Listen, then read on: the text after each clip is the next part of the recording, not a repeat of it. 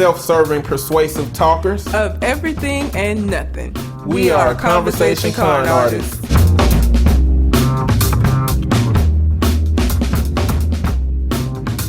What's going on, people? It's your boy, Mr. On Point. And I am so fucking tired of 2020.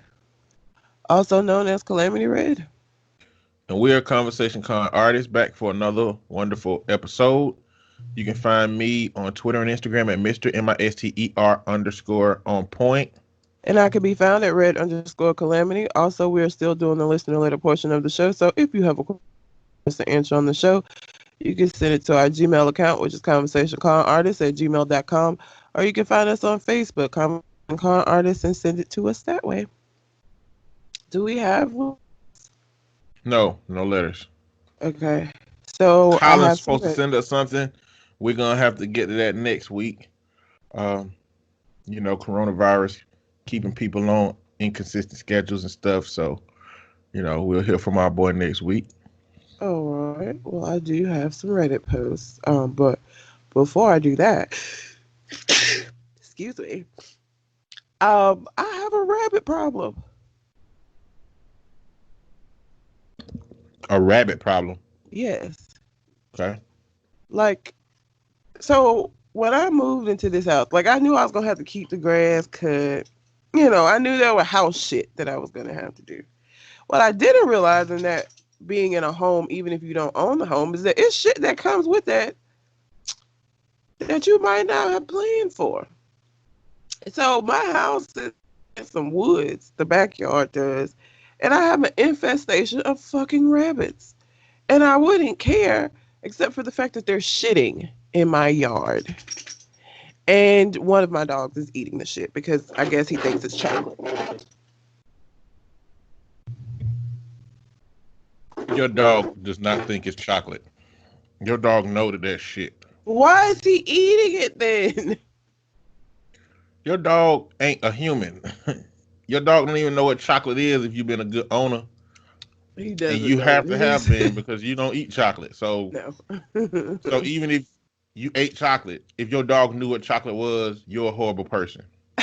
Because your dog would die from eating chocolate. So your dog lives by his nose. Your dog knows good and goddamn well that ain't no food. Then why is he eating it? And I Googled it. It's not going to kill him. It's not going to hurt him. It's just gross. It's just really gross. Because I know I'm putting human qualities on a dog. I know, but it's still gross. You talk about conceptual shit as being a big problem. That's not a problem. Are you finna become a rabbit murderer because of this? I'm not going to kill the little rabbits. I got to figure out a way to keep them from fucking getting in my yard, though. You're not going to stop them from getting in your yard. I see where they're getting in at. I'm going to buy some chicken wire and put up there. No, you should buy a trip wire mine. I'm not killing the rabbits. I'm not booby trapping my yard because my dogs are dumb and one of them would get caught in the booby trap. You're right.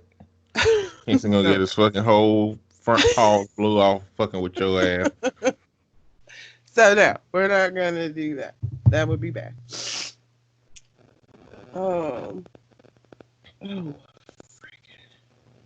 That's not a problem. It's just irritating. It's very irritating. Sorry, my sister was just texting me because she does that. Anyway, on to the Reddit post. Let's see.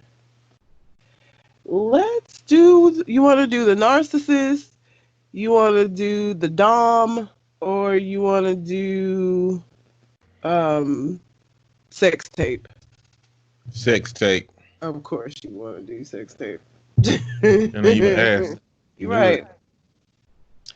Okay, so the title of this is Called Off My Wedding with Fiance After Finding Out She Had an Old Sex Tape Online, Confused as What to Do Next. That is the title.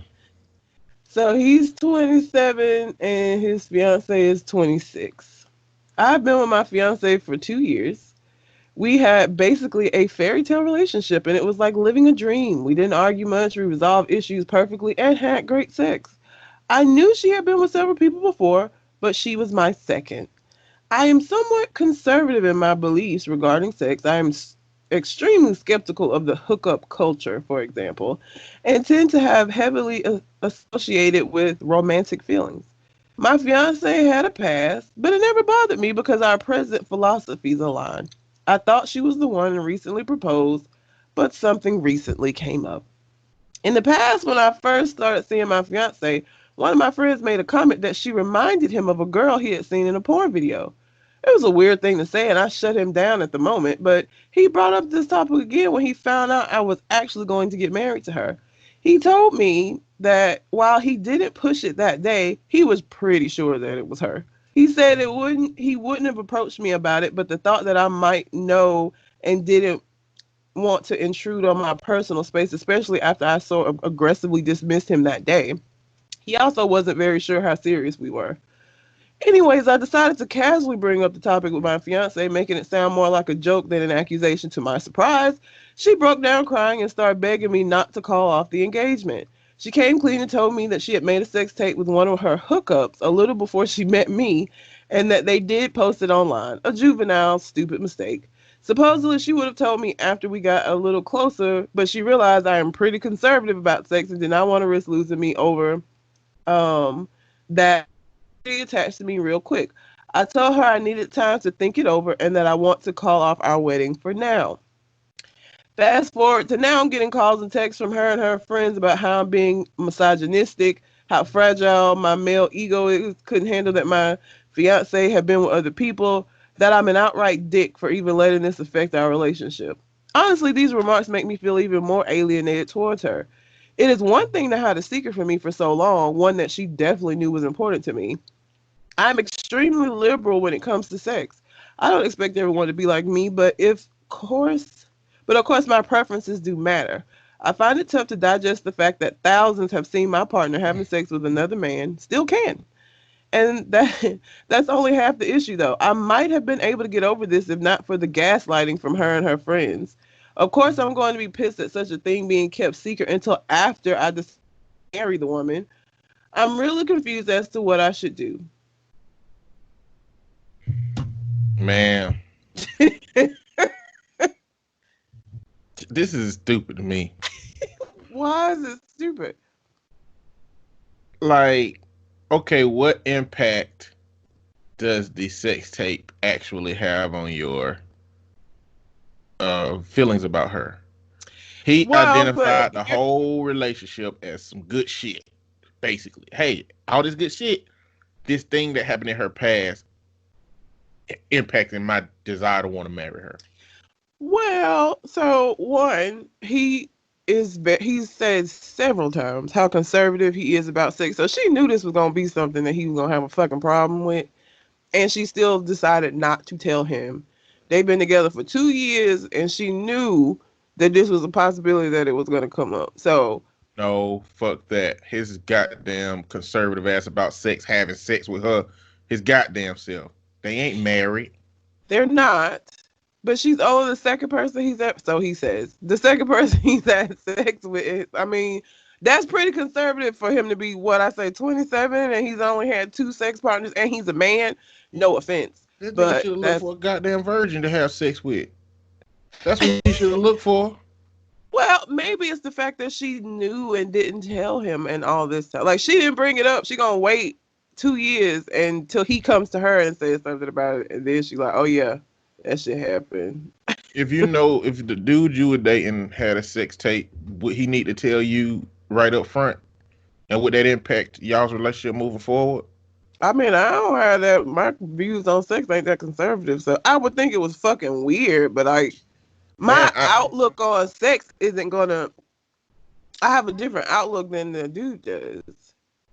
It ain't no reason to bring up your old sex shit to a new person, especially no dude. I mean, you just don't know the outcome, what the outcome is going to be in that situation. Well, her not saying anything has now lost her a fiance. And then her friends sending him messages and shit talking about he misogynistic and shit. He ain't finna marry that girl. That's my problem on that's my problem on the other side. You know, all that extra shit. Like, just shut the fuck up. let this man come to his shit and go for it. You know what I'm saying? And just deal with whatever the output is on that. But all of that extra shit saying he misogynistic and all this stuff, listen, he don't gotta accept her bullshit. He don't want to. He don't have to. If he identify her shit as bullshit, he don't have to fucking accept it. But don't get your dumb ass on Reddit talking about some what should I do? You should go move the fuck on with your life. Damn, you are the one that made this fucking rule. You are the one that decided that I'm not gonna be with her. I can't be with her because she have a sex tape. Okay, well, she gonna go fuck some more people and make some more sex tape now and find somebody that ain't as conservative and have a good ass fucking life with her. Cause your dumb ass can't get over your own bullshit. Talking about he conservative, but he fucking. Come on, man. Conservative doesn't mean that you're a virgin. Look. He just, and she, look, it wasn't even somebody that she was in a relationship with. This somebody she hooked up with, and they was like, let's make a sex tape and put it online. Like, what? Look, man, it might even be, maybe it wasn't, man, I don't know, man. I don't know. No, she told him it was a hookup that they just decided to put it online. You know what? It's crazy because what if she, like, okay, it was a hookup. What if she only had 4 partners? And of those 4 partners, she put a sex tape out with one. Is that like that shouldn't impact the conservativeness of it. Like that don't mean, like, I would feel you should have a bigger problem with her having 100 bodies versus having a sex tape out. We not gonna sit up here and act like men don't already have an issue when it comes to the partners that their women have. And for him to have a partner who, at least one he know for sure of his friends has watched her have sex because he saw the tape. And the fact that anybody in his life can look her up and look at her having sex, a lot of men will have a problem with that. It ain't just him. Like, a lot of men, I feel like, will have an issue with their girlfriend, fiance, having a sex tape with some nigga that ain't them. I feel like a lot of men will have a problem with that. And his friend came to him, and his friend had already watched it. That's weird.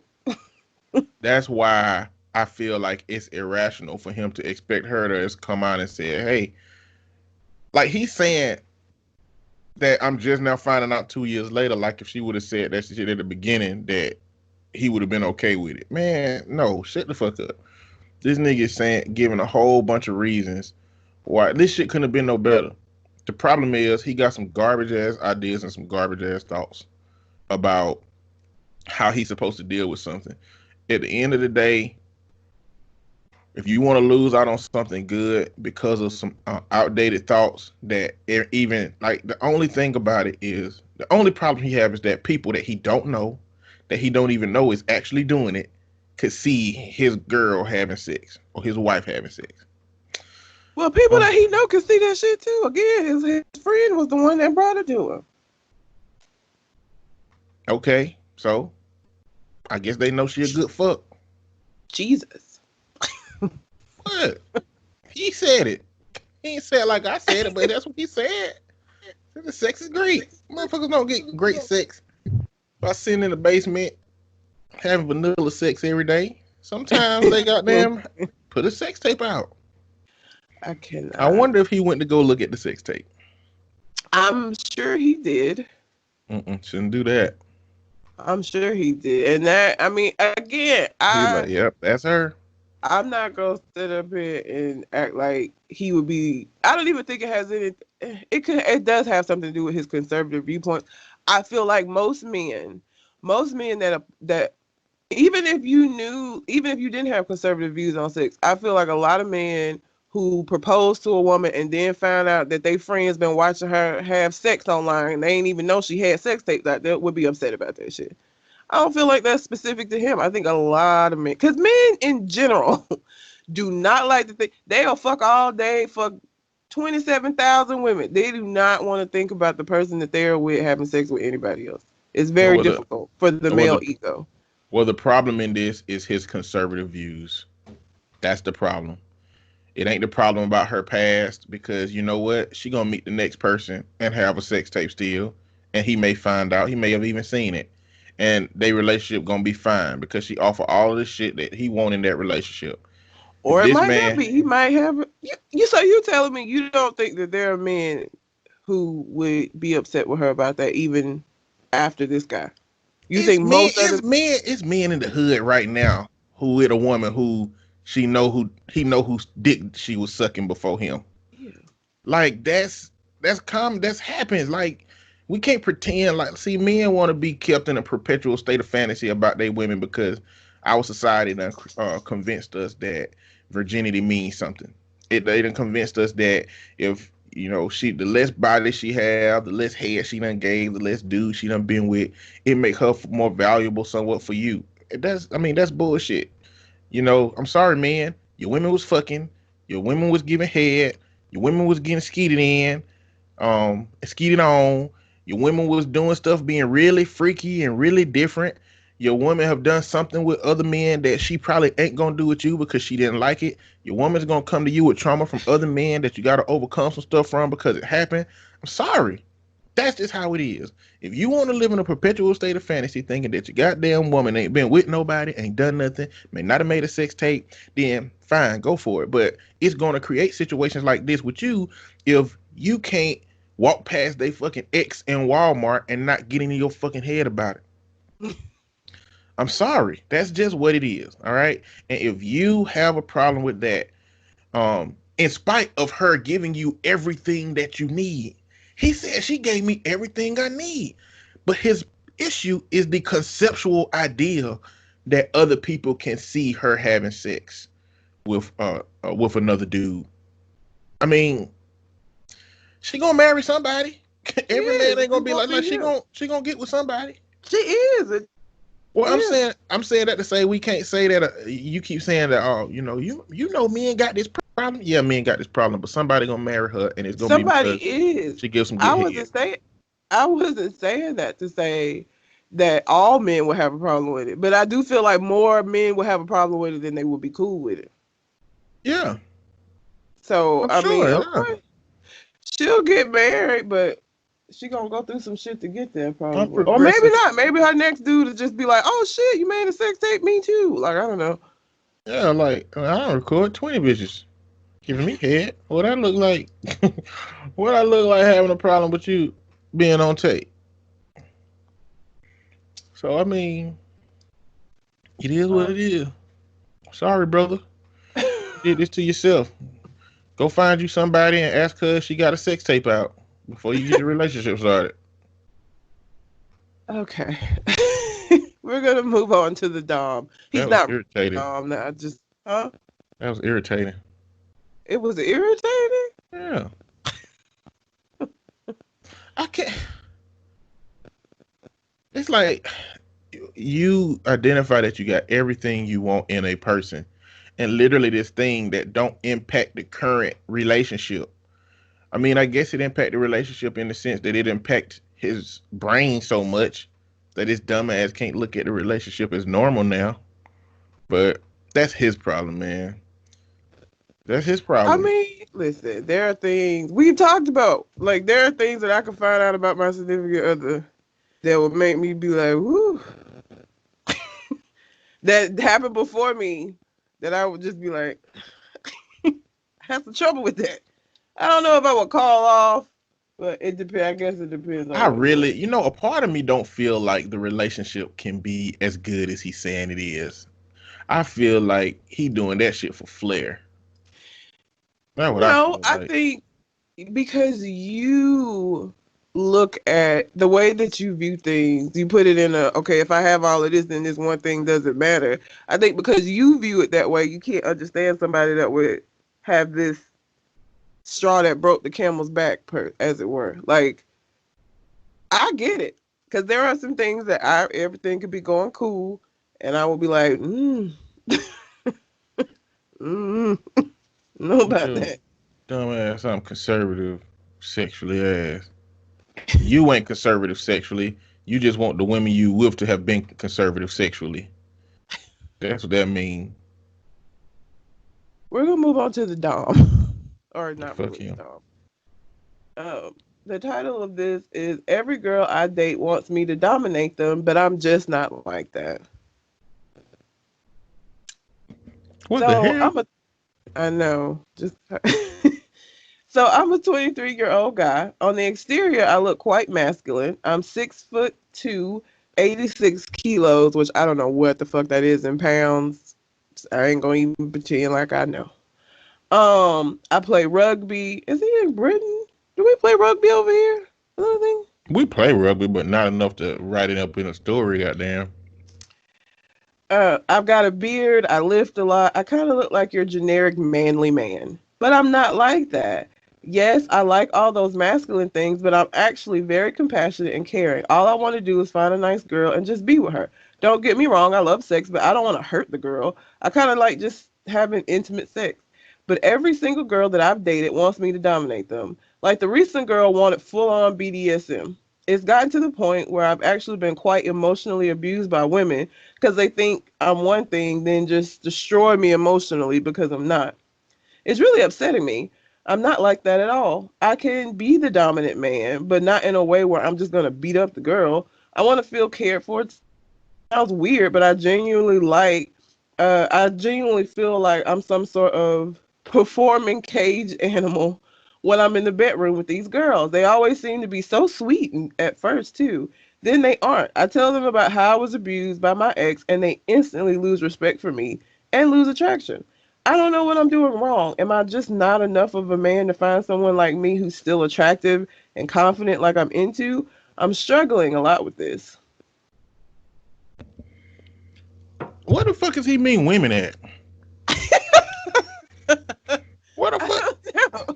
This nigga work in a prison or some shit? Well, no, listen. So, I don't know if you remember. Yeah. So at the Christmas party that we went to, having the conversation, there are a lot of women that are out here in the regular world, regular life. I won't say that necessarily want to be dominated, but they like a little bit of force. I know. So It's a surprising amount of women out here that have like rape fantasy stuff. Yes. It's a surprising amount. It is. I take it that none of them have been raped. Hope not. I mean, I don't know why you would have been raped before and have a rape fantasy, but I don't know. Maybe that perpetuates it. Maybe having been raped could perpetuate it. With psychology, it could go either way. It could. Never had it, want it done. Had it happen to me, want it done. Simulated in a safe way. But I don't know. But so I know there's a lot of women out here that have those kind of desires, but he's meeting women. He must don't have no other redeeming qualities. Because he's meeting women who, so every woman that you meet, if they're coming at you like this, that means that that it's either a whole group of women who don't know that you should ease men into some of this stuff, or they don't care. And the idea that every woman you meet is doing this means that that's too coincidental of a pattern, so they don't care. So what's wrong with you? Like, is your personality so dull that they don't even want to talk to your ass? It's like, look, let's get straight to this motherfucking forceful shit, okay? And what this nigga look like? Like, this nigga must look like The Rock or something. Like, he described him, said, I don't know let me see what 86 kilos is, Jesus. I don't know what that is. I thought them was drugs. That they use that, and our metric system is so fucked up. 189 pounds. He ain't that big. I weigh more than him. He 189 pounds. That's not that. Maybe he looked like the nigga from 50 Shades of Grey, or maybe he looked like some popular BDSM kind of character or something, like, and he don't know. 50 Shades of Grey was a pretty boy. He wasn't no. I mean, he sounded like he looked like a fucking lumberjack or some shit, the way he described himself. I'm saying, you think so, no matter what size you are, if some dude looked just like Christian Grey in the face, you don't think them BDSM women will be looking at him like, oh shit, like, I'm finna go holler at him? Or what if he looked like a character that's like a popular BDSM character that not many men know about, and so he just like looked like somebody that women are like swooning over and want to be treated like that over. This is too big of a coincidence to mean something. This means that he's interpreting it wrong, Is something wrong with him? So all of these women want this because they don't give a fuck about him. He looked like somebody special, or he's meeting women in an environment in which they are more likely to want to be dominated and want to be aggressive. He said they always seem sweet when he first meet them. They're all nice and. But I guess what we are missing, maybe these are some longer term relationships. Like maybe some of them are longer interactions, but it inevitably gets to a woman wanting, a hand around her throat. And maybe he's just so deeply against that it's causing him a gap in perception of how he can accept it. I don't know. Well, I do want to address something else that he said, because this is very true and I hate it. It makes me so angry about he was in an abusive relationship and people lose respect for him when they find that out. Men get abused, and the reason why a lot of it doesn't get reported is because motherfuckers respond this way. Oh, like, oh, she was beating on you. Like, you cannot win. If you defend yourself against her, then people are going to be like, you're a man, why are you hitting a woman? And then if you don't and you're abused, and they're going to be like, why you ain't hit her back, you bigger than shit. Like, it's, there's a no win there. There are a lot of men that get abused in relationships. Well, that means he ain't smart, because a whole bunch of women abuse men in relationships. Okay, right? It don't get reported. Yeah. Why the fuck you keep telling every woman, knowing that it's gonna lose you that emotional support? Like, knowing they're gonna look at you like that. Why you keep telling them you getting abused by women? Okay, like, go get a counselor, a therapist. Your woman is not your goddamn therapist. Telling all these damn women your business. Okay?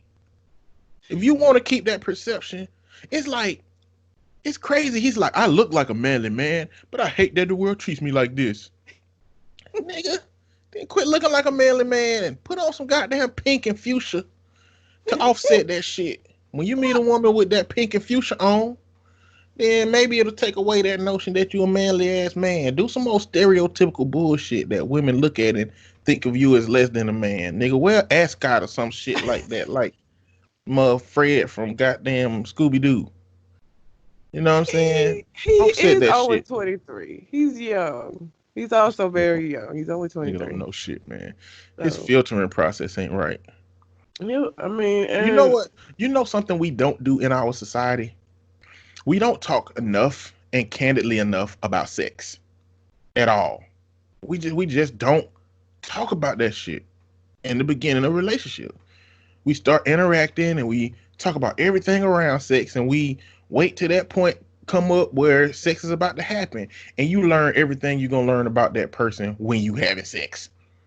Well, it's a delicate dance, because so from the female perspective of dating, if you sub sex too quickly, I'm gonna be like, nigga. So, like, I don't know. I don't know how you would, or when an appropriate time would be. Because for me, if it's too early, I'm going to be like, it's like sending dick pics. Like, that will get you ghosted. 100%. Well, when it becomes, I never bring up sex. I don't bring up sex. I don't talk about it. My thing is, I would rather a woman know that my interest lies in her than what she can do for me. I'm just not aggressive or assertive really when it comes to sex.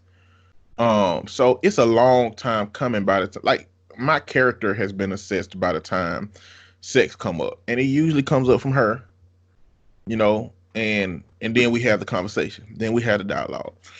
But that's just me. I don't have no problems with sex. I don't have this recurring, ongoing situation.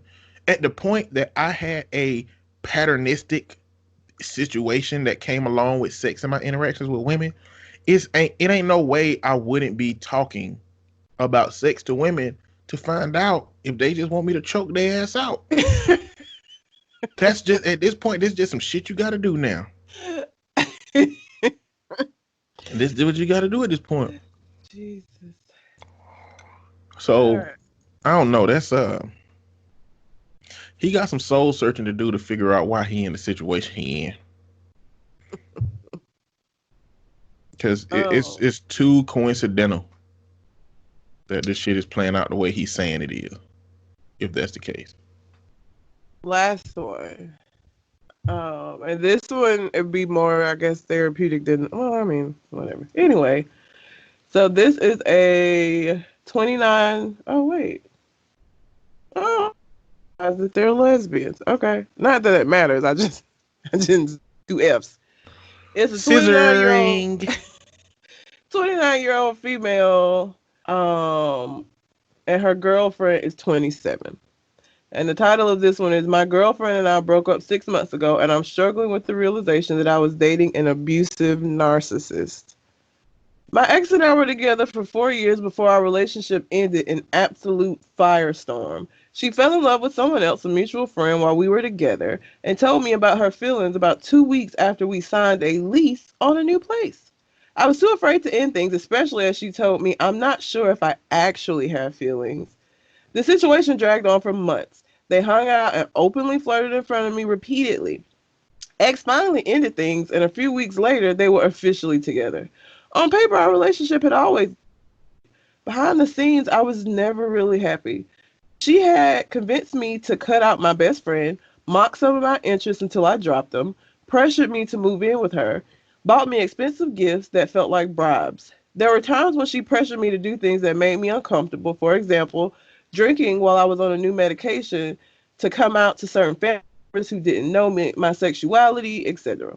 She was convinced that she understood my sexuality better than I did and would explain my previous relationships back, validating my feelings. I believe she did this because she wanted to feel like she was the only person I'd ever loved.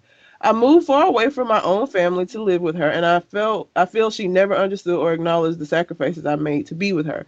Privately, her own family even told me they didn't think she appreciated me enough. I'm close to my family, particularly as my immediate family has experienced great tragedy in the past. So I would sometimes feel homesick and cry. She didn't comfort me, saying that me crying triggered her because I reminded her of an a lot. I started hiding in the bathroom whenever I needed to cry and eventually trained myself not to cry in front of her at all. After our breakup, things became unbearable. I did not want to live with an ex, even if we were on good terms, so I told her that I planned to move home. She had what I can only describe as a temper tantrum. She cried and yelled and insulted me. I was called selfish, told that my friends will leave me and I'll only have myself to blame, and she told me that there was nothing for me back home. She found out that I was romantically interested in someone new and asked me if I was sleeping with this person in a manner I can only describe as obsessive. I became extremely uncomfortable and moved out. She blocked me on all social media and I believe turned several friends against me as they don't speak to me either. Needless to say, I was devastated by this, and months later, I still think about it every day. Sometimes I remember the good moments of our relationship and how much I truly loved her, and I just break down. I feel like she really got to me. Whenever I have negative thoughts about myself, it's always in her voice. I second guess the way I acted and wonder if maybe I have everything backwards and I was really selfish. After the breakup, I was so mad at her, but I never, ever wanted to hurt her. From going to therapy, I realize now that my ex was emotionally abusive. I'm curious as to whether anyone else has experienced something like this, as I feel really alone, especially since the COVID situation hit right when I moved back, and I've had way too much time alone with my thoughts. Does she sound like a narcissist? Any advice as to how I can reconcile my complicated feelings towards her? Oh goddamn, that's a lot, It's a lot. man. Is there any way to reconcile your complicated feelings with her? I wonder how long this ago this then ended. I mean, this Not that long. time. She talking about COVID. COVID ain't. I mean, Look, I tell people and kids that I work with that been dealt with heartbreak or breakups is that your biggest ally is time. That's your biggest ally. I mean, there ain't nothing you can do today that's gonna make the feeling you have in the moment any less better. You know. I I think the therapy. Oh, go ahead. Go ahead. I think the therapy is gonna help. Just because one of the things that happens when you're with a narcissist is that it does make you question everything about yourself. They're very good at that. So having a unbiased third party look at the situation and be able to kind of give you some perspective and insight on what your relationship really looked like as opposed to what you felt like it was, I think will help too. Um Gaslighting shit is serious. It's hard. Um so I think that'll help as well. Time and having a therapist to talk to, not like friends and shit, like somebody who could objectively look at the situation. I wonder what this person's past relationships look like. I don't know if this like the level to which you accept some stuff to a certain point got something to do with you. I'm not saying that a narcissist ain't really, really good at that, but I don't know. I need to know more. Like if I as the person's therapist, I would ask a lot more relationships. Like how long in the beginning of the relationship was it good? Like is it a year that it was good, and then it was a month span time where all this shit went to hell? You know what I'm saying? Or what? I would be interested in how long that was. Or was there? She said there was signs all over all over the relationship, right? Yeah. So when you see your first sign of bullshit, what kept you dealing with that relationship? You know what I'm saying? Like at a certain point, there are red flags. We just don't. I guess sometimes we don't look at them red flags. You know, loneliness is a motherfucker, man. It is. Loneliness is a motherfucker. Like loneliness is the reason sometimes that we deal with the shit that we deal with in relationships, and it's garbage. Well, and so let me tell you something. If you're dating somebody and their fucking family is like warning you or saying stuff like that, is a red flag. Like, because normally your family talks you up. You know what I'm saying? Like, normally your family is protective of you and they're like, checking this person out. But if they're like, ooh, girl, she real selfish and shit. Like, I'm not saying that should be a reason for you to end a relationship, but it is something that you need to tuck away behind and keep that shit in mind. Because that's a huge red flag. If the people in their life has so much of an issue with them that they can't even keep that shit to themselves, that they feel like they need to tell you, that's some shit you need to pay attention to. Because she said the family members even were coming to her and saying shit about old girl. So, that's a red flag. Anytime you find yourself being isolated, that's also a red flag. Like they trying to replace everybody in your life with just them. That's the problem. Because what happens is when shit ends, you're gonna be by yourself, which makes you a lot more likely to stay with them. Because it's like, well, I don't have anything now. If I leave them, I literally have nothing. Well, there are people in this world who, when they get into a relationship, they begin to lose their own identity and assimilate to the other person's identity. And I think that how you combat that is you make sure you know who you are when you walk into a relationship. And when you walk into that relationship, your goal should be to maintain your independence and who you are. The idea, I know everybody probably heard the concept of codependency, um, on where two people become dependent so deeply on each other that it becomes a problem. And you have a situation where one person becomes dependent on another person, and that other person get to keep their independence and the other person assimilates what we're talking about. The idea is that you want interdependence, which means if you have a Venn diagram, for those of y'all don't know what a Venn diagram is, The overlapping circles. the two overlapping circles where you got outside of one circle on each side, and then in the middle got two circles where they overlap. That's called interdependence. That means that you got yourself on this right side, they got themselves on this left side, and it's a little part of y'all that both overlap. That's what you want. You want interdependence. You want a small part of y'all that have intertwined, and outside of that, the rest of you still maintain yourself.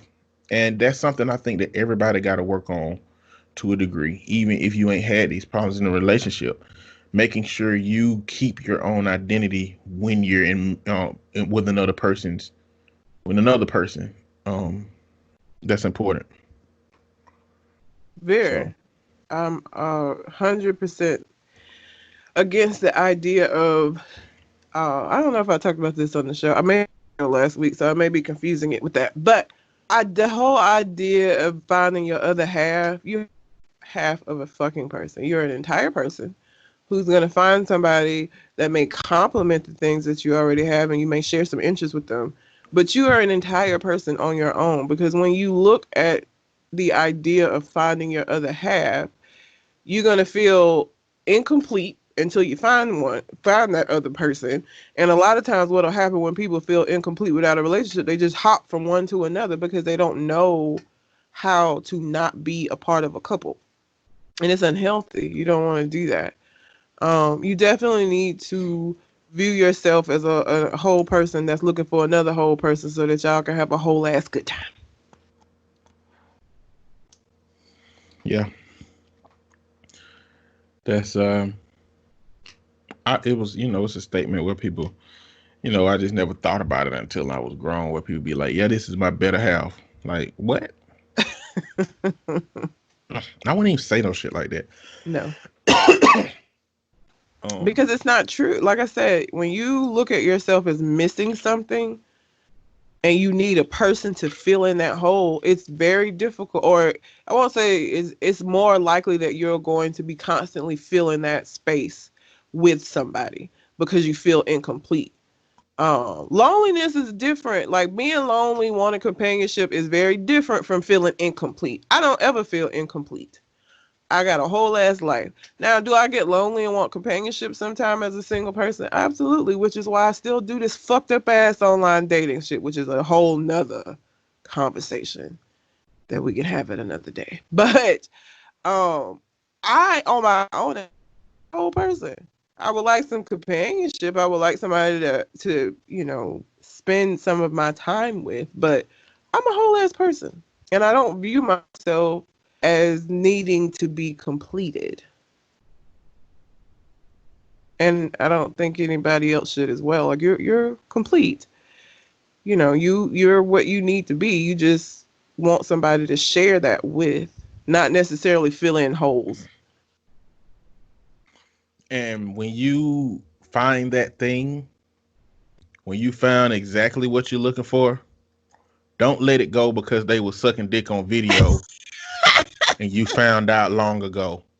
Let that shit go, okay? Let that shit go. Look, I'm more inclined to agree with you these days because finding that fucking other person, I'm just, and I've said this before, I'm really getting concerned that I'm gonna get to a point where I'm just like, fuck it, and let me tell you, when y'all hear me say I got a third dog, be concerned because I done gave the fuck up. That's gonna be. That's gonna be the indicator that I'm just like, fuck it, I'm tired, I'm not doing this anymore. I'm just gonna get another dog and just rock it out with my dogs. That's it. Getting tired.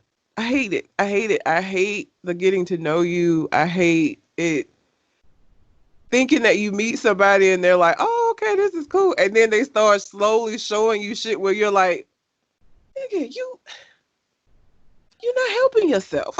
Listen, I Hurting already yourself told you. horribly. I already done told you it's a certain level of shit you're gonna have to accept True. at this point in your life. You're It's right. certain level of shit they gotta accept. The problem is they not gonna know what they gotta accept from you until it's too late. What they got except for me? They gotta accept this reality that you want to live, that they gonna have to craft for your ass. Where my where my Jesus. That's horrible. When my Talk. dogs don't eat shit, yeah.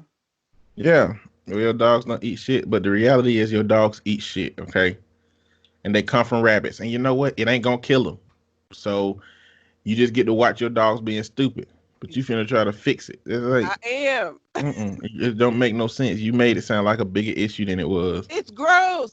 You said when you move into a house, sometimes you find out things about the house. Nigga, you could have found out the whole piping system under your house was gonna take $6,000 to fix.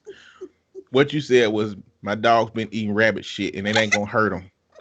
That ain't the kind of shit that homeowners got to deal with. Don't nobody give a fuck about them rabbits except for They're you. shitting listen, even if Kingston wasn't eating the shit, having shit, I go scoop poop up. I scoop their poop like once a week to keep the yard from being just a flurry of dog shit. So I don't want no other animal shit in the yard either. If I'm picking I could just leave that shit out there if I wanted a shitty backyard. Even if he wasn't eating it, I'd still have a problem with them. Why are you just coming in my yard and shitting and hopping away? In bathroom. Because before it was your yard, it was their yard. Here. So Before it was your yard, it was their yard. Your motherfucking ass got the audacity. You just being a human right now. You got the audacity. You have the audacity to be in a house that they literally dug up these rabbits' whole yard for and stuck all this shit in the ground and a fence to keep them out of the home that was theirs before this shit happened. And you have the audacity to say, why you coming in my yard? You sound like a goddamn colonizer. Look, it's a whole forest. Sound like the Pilgrims. They got an entire forest. And listen, look, when they were in my yard, at first, before they were shitting in my, I didn't care. I was like, oh, that's so cute. Look at the little rabbits. I thought it was adorable. Till I start finding shit. If they weren't shitting in my yard, they'd be welcome to come in the yard. But don't come over here and use it as the bathroom and then hop back off into the fucking forest. Or if it makes you feel better, they probably shit everywhere. In your yard, they don't come to your yard to shit. It's just that when they in your yard at that point, they shit. I'm pretty sure they shit over by where they live too. Okay, it probably make you feel better to think that they just come to your yard and shit because you all entitled because you get to have a yard. I'm sure it make you feel better to think that they just come to your yard to shit, but you know that ain't the reality. They shit everywhere. When you gotta shit, you just gotta shit. They don't be like, hey, everybody, we finna go on that shit run to that new person's house. You know where them dogs at because they be eating our shit. That's cool. Let's do it. That's not how that go. That's how it seems. They just, and Remy chases them, but they're rabbits. Rabbits are fucking fast. So like, he done ran into the fence. Yeah, like rabbit. I bet rabbits make him look goofy as shit, boy. They do. Make him look like Tom trying to catch Jerry in this motherfucker. Yes, they make him look real stupid. They do, because he done ran into the fence, and I'm like, you didn't see the fence? You didn't realize you were coming up to a berry. Make him look like Wile E. Coyote trying to get the goddamn Roadrunner. That's more, yes, yep. It's more Wile E. Coyote and the Roadrunner. It's sad, and he's dazed himself. And then he come hobbling back over to me after he done ran into the damn fence, and I'm like, stop. Listen, let me tell you what dudes are gonna find out about you. That's gonna be a problem. Okay. One of the main things is that they're gonna find out that you smarter than them. But not that you being smarter than them ain't the problem. The problem is that you know you smarter than them. That's the problem. If you thought they might be smarter than you, then that, maybe a little bit, but you know you smarter than them. Now, they not gonna like that because they gonna see that it mean a lot of shit. That mean it's going when they think they know some shit and they think they schooling you on something, they not gonna be. All right. The only thing they're gonna be able to teach you about is thug shit if they used to have it. Now the next part of that is that intelligence comes with something, but I don't think it's the smartness that comes with it. I think what comes with it is you got a smart mouth. I think that comes from your family more than it comes from anything. But your intelligence allows you to use that shit with fucking pinpoint accuracy. That's the problem. So you use passive aggression like a sniper uses a fucking sniper rifle. You know what I'm saying? In the movies when they get that box and they go up to the ceiling and they put the motherfucking sniper rifle up, they put the bipod down, they aim it, they shoot a motherfucker in the face and then they pull it back down, put the box right back in, walk back down and just walk out into the street like ain't shit happen. You do that shit with passive aggression. And he ain't gonna find this shit out about you until later. Yeah.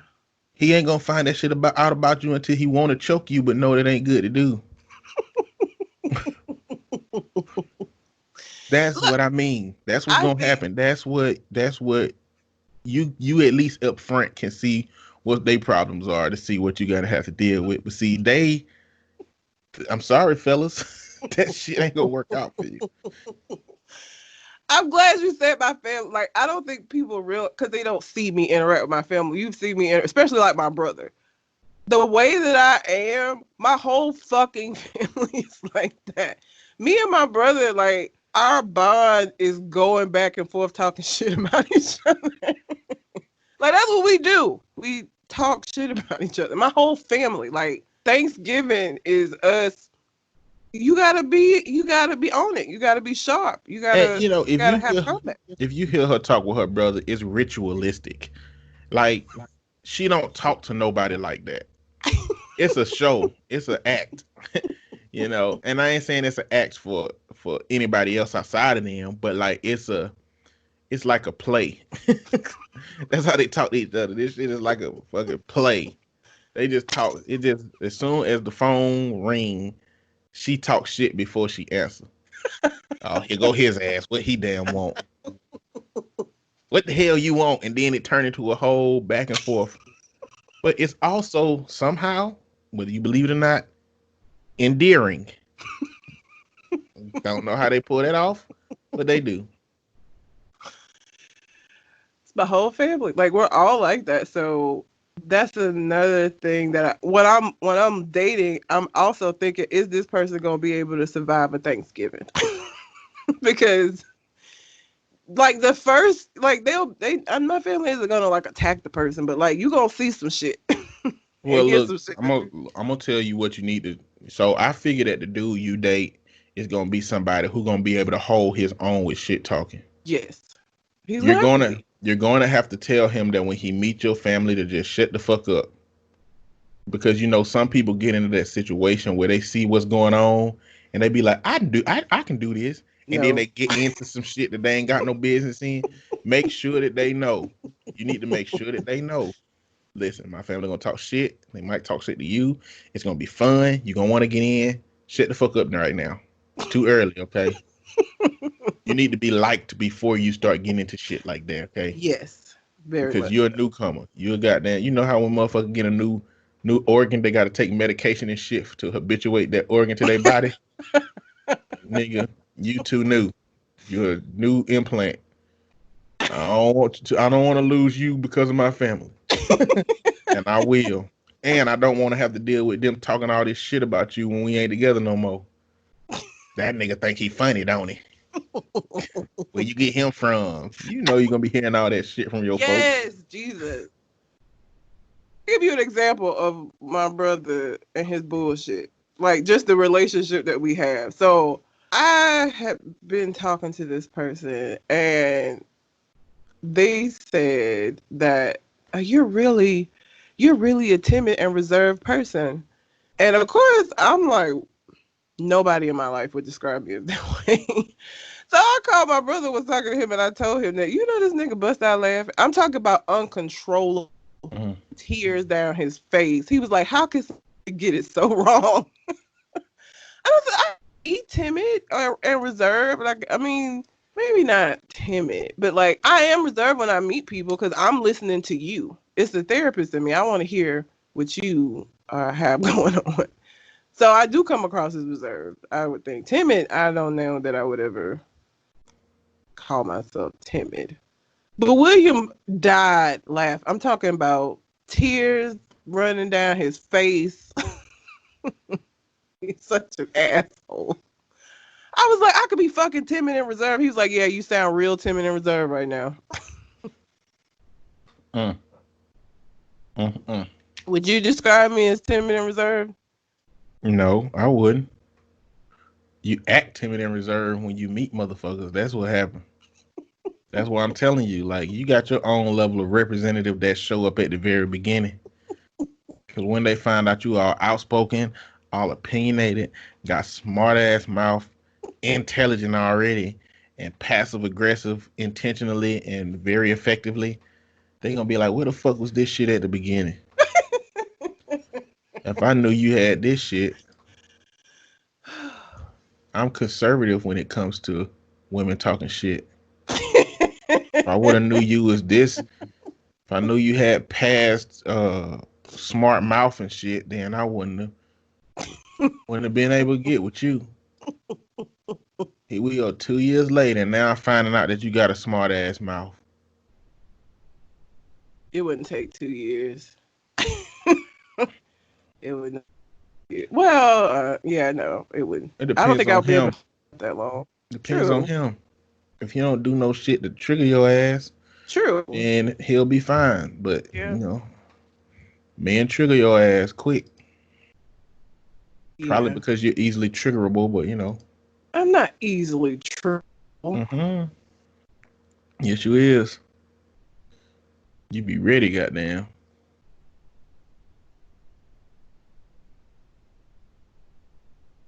Anyway,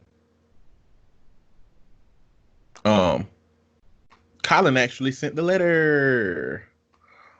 I sent him a message, and so while I told you, oh Jesus, it's frozen. I'm gonna wait. I'm gonna wait. I'm gonna wait while it's frozen. I'm gonna wait. I'm gonna wait. I'm gonna wait while it's frozen. I'm gonna wait. I'm gonna wait. I'm gonna wait while it's frozen. So I started singing that, thinking that it was gonna unfreeze more quickly than it seems to be freezing.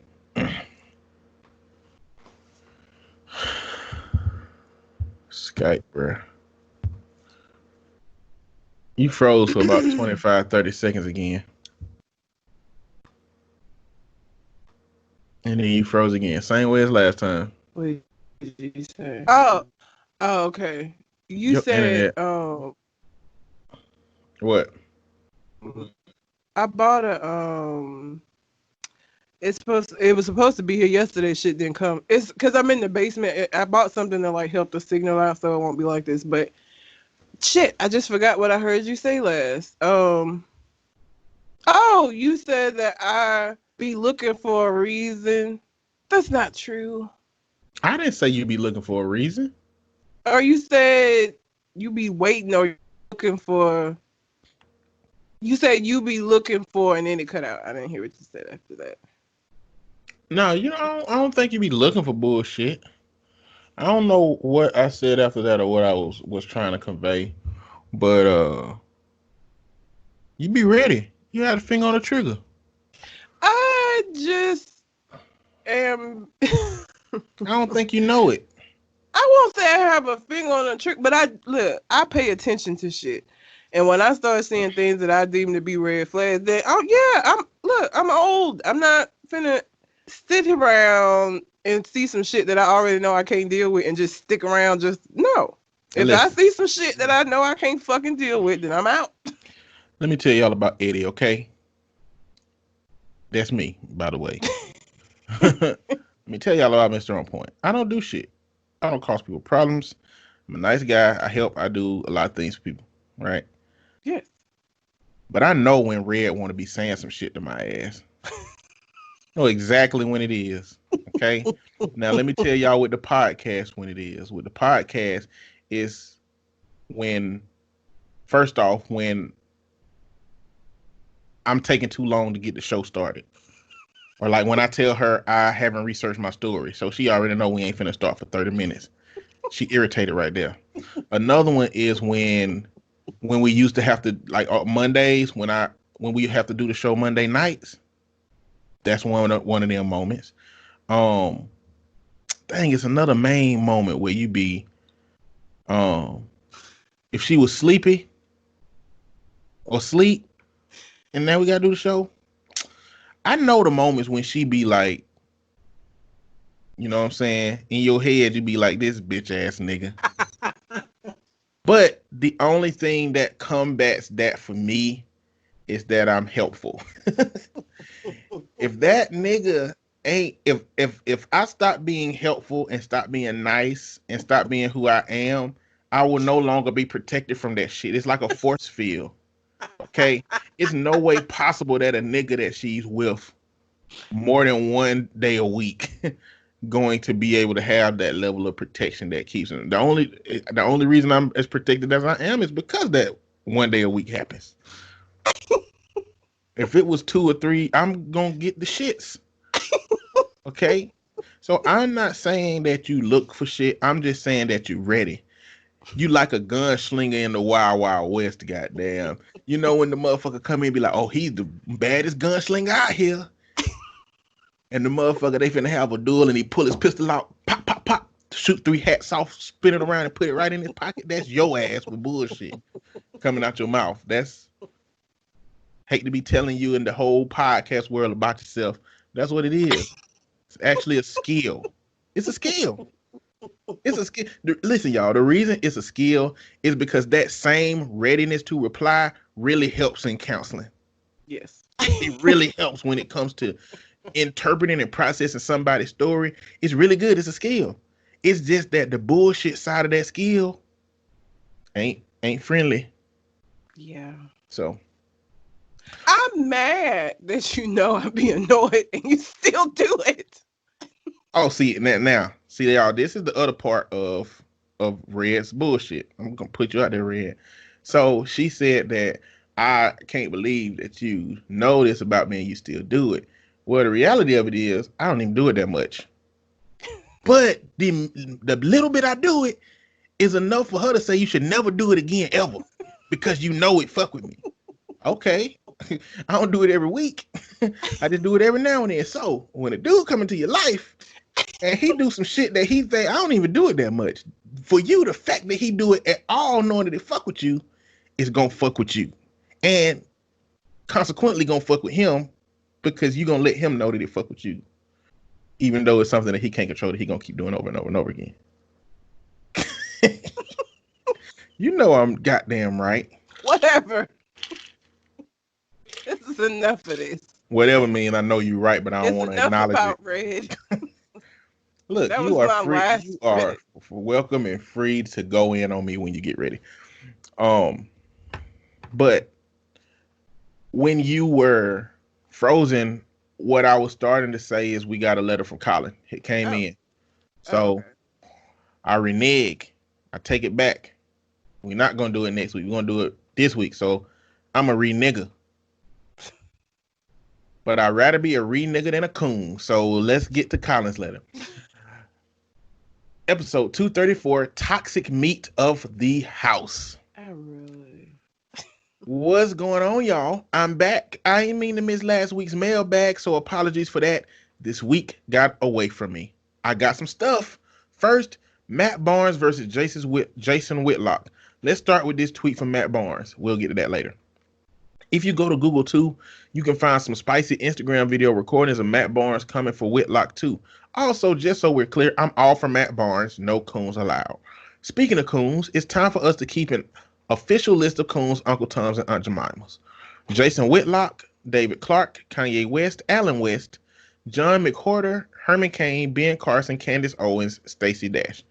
We should have a segment where there's some new shit called When the Coons Go Marching In. Other than that, I'm curious on some other thoughts. What are y'all playing this and last week? How are people handling the virus where you live? We're doing okay in Washington.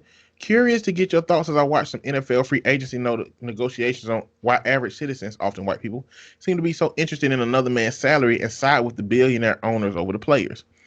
Won't get into the meat positivity discussion from this episode today, LOL, but in short, I agree it's problematic when a dad perpetuates the wrong side of the meat positivity movement on his son. Also, that Family Guy episode, season 3, episode 5, and the wiener is. I'll write again for next week's episode more about the meat positivity discussion, so plan for that. Last thing, I will attach my new response photo when I get hate mail playing video games online. We out. It's a picture of Michael Jordan sitting back laughing. So, Matt Barnes, this is the tweet. Jason Whitlock. Basically, LeBron James said, we're literally hunted every day, every time we step foot outside the comfort of our own homes. We can't even go for a damn jog, man. Like, what the fuck, man? Are you kidding me? It's what WTF, not he didn't curse. No, man, for real. Are you kidding me? I'm sorry, Ahmaud. Rest in paradise. And my prayers and blessings are sent. And Jason Whitlock says, this isn't helpful. It's Twitter trolling. He's using this man's tragedy to build a brand as more outspoken than Michael Jordan. There are all kinds of ways to draw attention to this tragedy. Suggesting that we're hunted every day, every time is just shit stirring. And then Matt Barnes came out and said, you always got some shit to say. What the fuck are you doing besides cooning? So Jason Whitlock is like an ESPN personality. Um, I guess I understand these people who comment on sports as sports commentators because they've been, just reporting on sports for so long. I look at Jason Whitlock and be like, what the fuck sport he ever played? It just don't make no sense. But then, so Matt Barnes is an old NBA player. Clearly, LeBron James is a current NBA player. I don't know if Matt Barnes still playing in the NBA or not. Whatever. And Jason Whitlock is a commentator. But Jason Whitlock is always saying some old bullshit when it comes to the black community. He just Candace Owens. And you know what? White people eat that shit up. Of course they Like, do. A part of me think that the only reason that he catered to that population is because it makes him more popular. It makes him marketable. It makes so many white people like him versus, the dudes that are outspoken about the black community. And I'm gonna talk about Ahmaud later in the show. But I didn't go look at any videos of Matt Barnes coming for Whitlock, but I know it's roast worthy, so you probably look that up if you want to see a coon getting his just desserts, so to speak. So who do you think we need to add to the list of coons? You got Jason Whitlock, David Clark, Kanye West, Allen West, John McWhorter, Herman Cain, Ben Carson, Candace Owens, Stacey Dash. Ooh. I think we need to add Clarence Thomas. Now let's define coons, okay? Because we do have isolated moments of stuff being said by black people that is coonish, but don't encompass that person's belief system. Like, Boosie done said some shit like it be your own people. You know what I'm saying? He say some shit like that. He done in interviews done said some shit. But that ain't a coon. I guess that's ignorance and bullshit ass perspective sometimes. But when you say coon in terms of a black person who seems to have turned on their race, and not really turn on their race, because it's okay to say some shit about black people but the essence of their rhetoric mirrors white rhetoric. Yes. That's what it was about. It ain't just the mere fact that they talking about black culture. It's just that their platform is one that makes you feel like they would rather have white skin than black skin. Yes. That's the essence of that to me. I don't even know who John McWhorter is.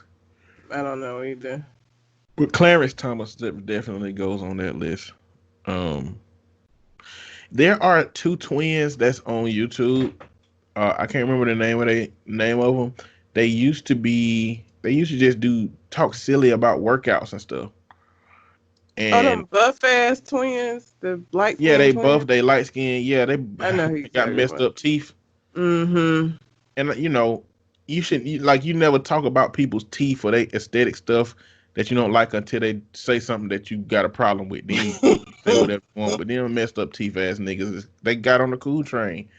They see how that shit worked for Candace Owens. Like Candace Owens, from her switch over to the conservative shit, done got her sitting in front of the Senate one day. You know what I'm saying? Like, it brings you clout. It brings you some shit.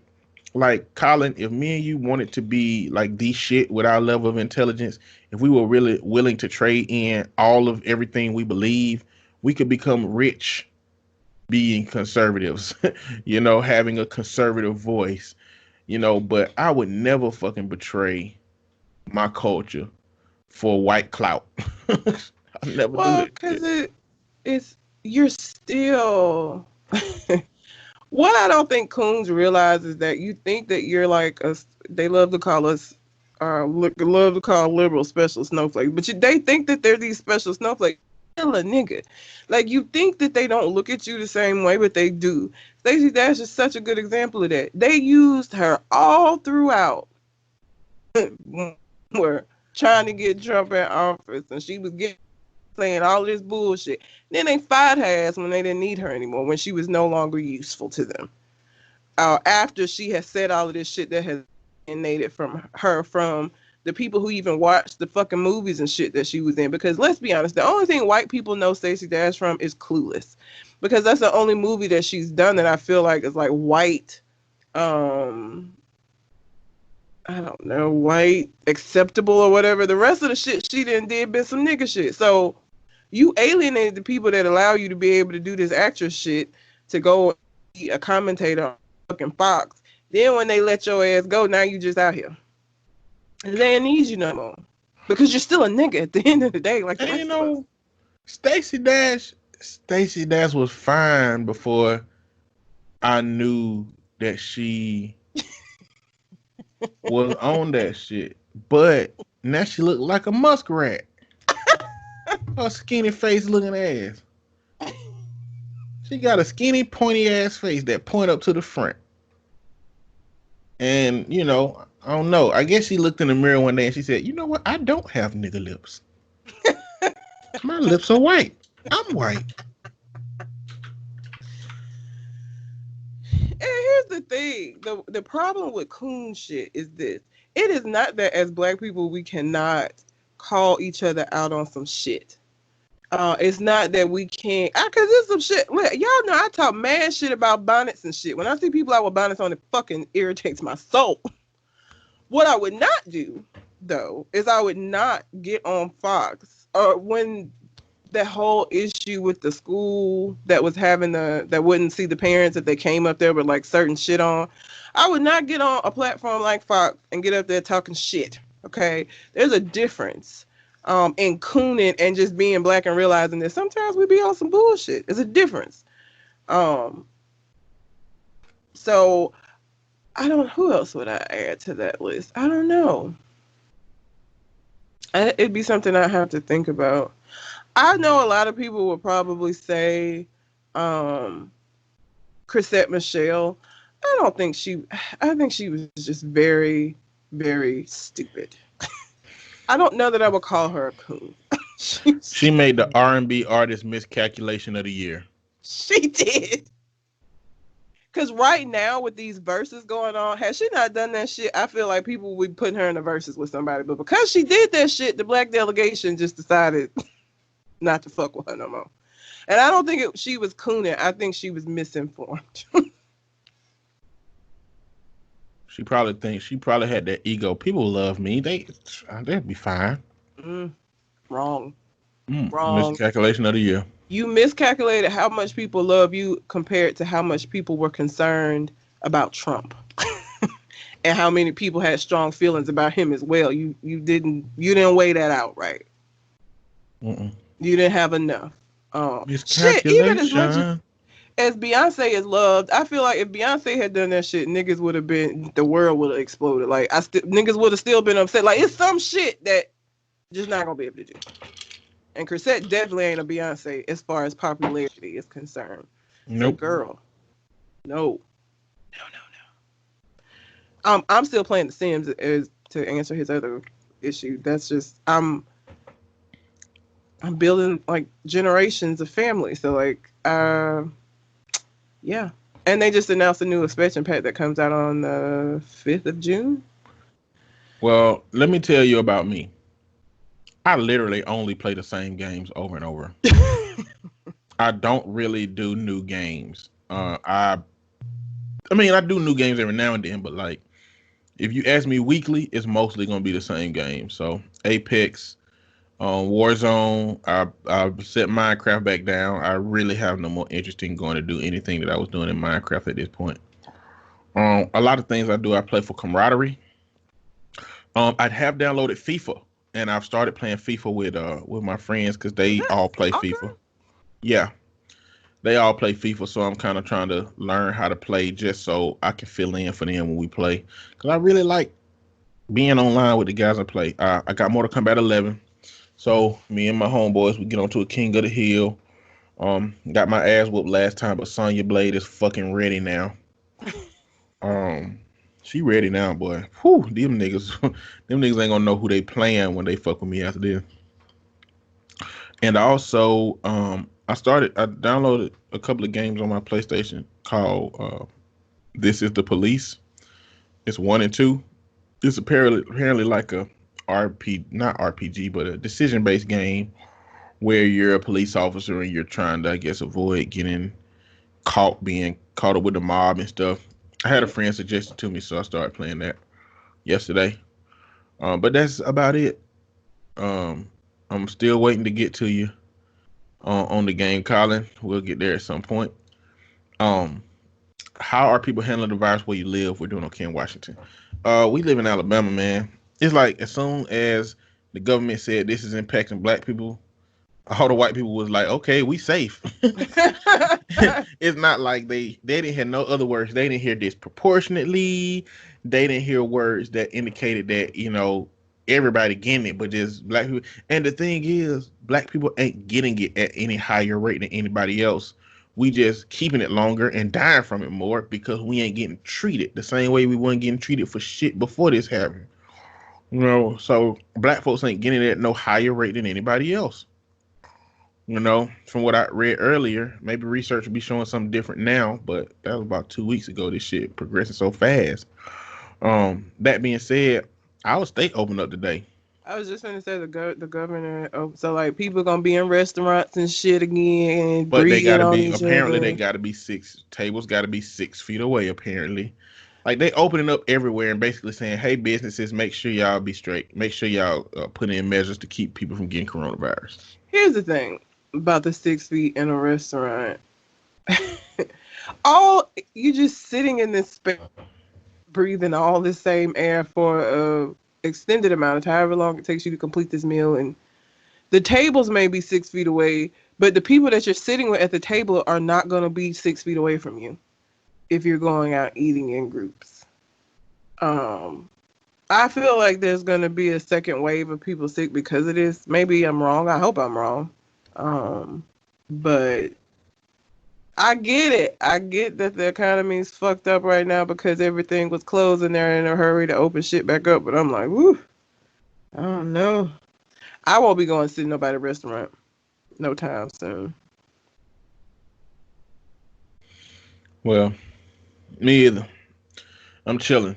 What I hope is black people take it seriously as we've been taking it, and I hope that black people stay home, and I guess if it increase, that it do amongst the population who don't care. But it's going to increase. They say it's up 40% in Georgia. I'm not sure that they care though. All right. Curious to get your thoughts as I watch some NFL free agency negotiations on why average citizens, African white people, seem to be so interested in another man's salary and side with the billionaire owners over the players. Capitalism. Capitalism. Capitalism is trauma. Capitalism got its positive system, but it got residual effects. Capitalism convinces poor people that they poor because they don't work hard enough, and it convinces the average citizen that being a billionaire is because you work so hard.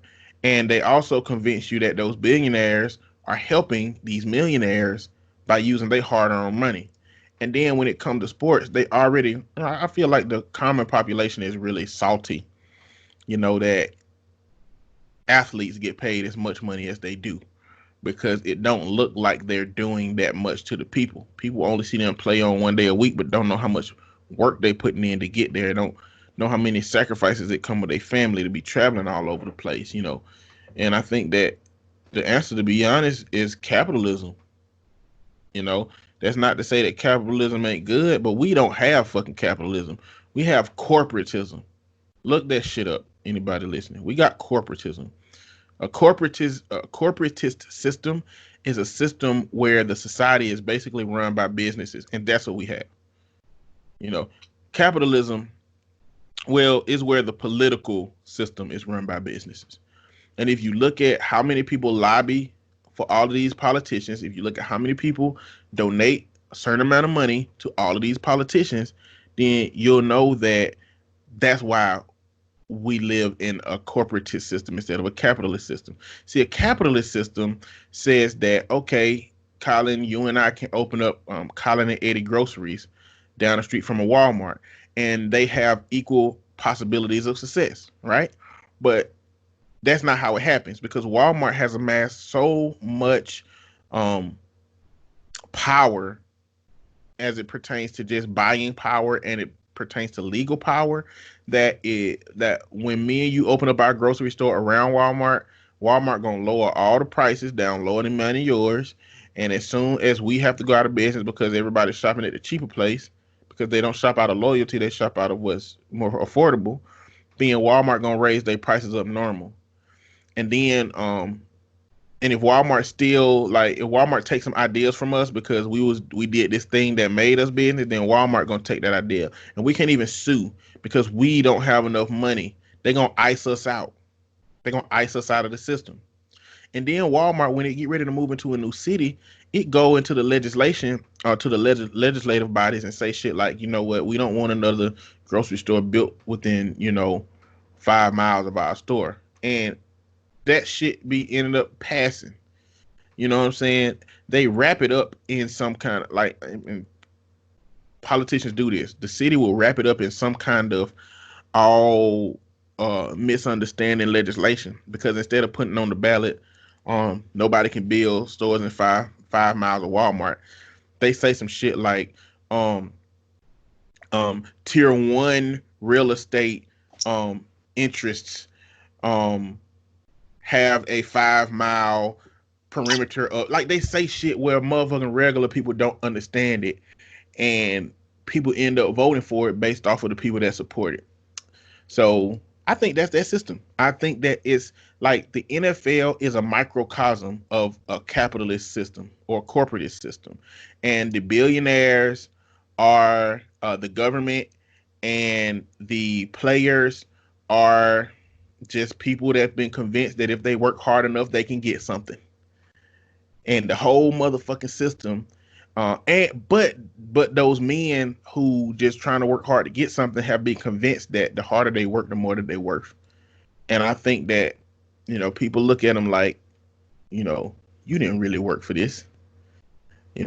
Just like we've been convinced to believe about the poor people and the rich people in our society right now. But that's my spiel on that. Next thing, thanks for letting us know which Family Guy episode that was, and I guess we'll get into meat positivity next week. Can't wait. Yeah, I know you can't wait.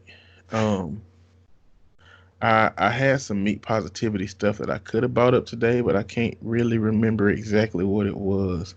Oh, I was looking up some stuff. I was looking up Shibari. Have you ever heard of that? Shibari? Yeah. No. It's like the Japanese art of tying people up. I was looking it up. But in the article I was looking up, it had this person was reviewing different ties to use for Shibari. And I saw that they did reviews for the best cock sleeve that they could find. So apparently, I think I talked about this on the podcast before, but there are like hollowed out dildos where a man could put it on his penis and emulate it or simulate it as his. And this worked for dudes with erectile dysfunction, dudes with, blood flow issues and a bunch of different issues to do. But I guess it also worked if your woman is a size queen and she liked the bigger meat than you can offer. Or every now and then she might like a bigger one and you want to try it out. But I was wondering, I wouldn't use that. I don't feel. I guess if my woman really wanted something like that, I would use it. But I just don't see a lot of men having a desire to use that. So I was just wondering.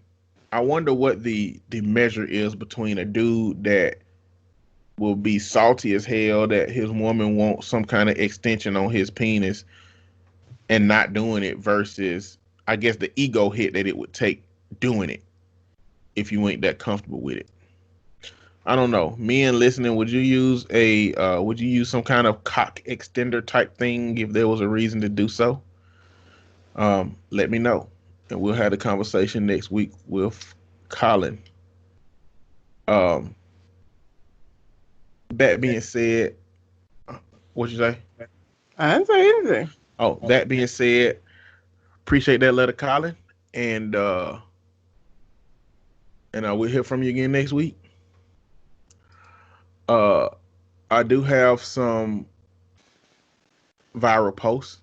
Let me close this out later. If you have a question you would like for us to answer on the show, you can send it to our Gmail account, which is conversationconartist@gmail.com, or you can find us on Facebook, Conversation Con Artist, and send it to us that way. Okay. April D. Ryan. I'm hearing on good authority that coronavirus is more rampant in the White House than the public is being told. A very high-ranking individual may have also been impacted. The administration is currently mum on the matter, seeking prayers instead. Hashtag COVID-19. Not surprising. I'm not surprised at all. This has a picture of Jesus and a man that looked like he could be Joseph. Joseph, my fair lady Mary is with child, in which she saith was created by thou. God, don't come at me about no hoe.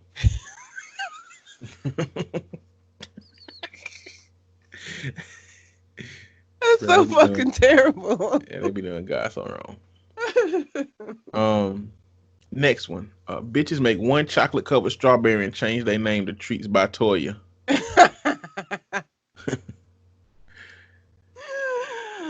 Let people have their little side hustle, eat them beat. Yeah, let them do their thing.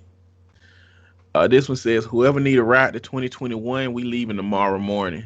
I'm with it. I'm so fucking with it. Because 2020... You know it don't change the shit that's happening, though.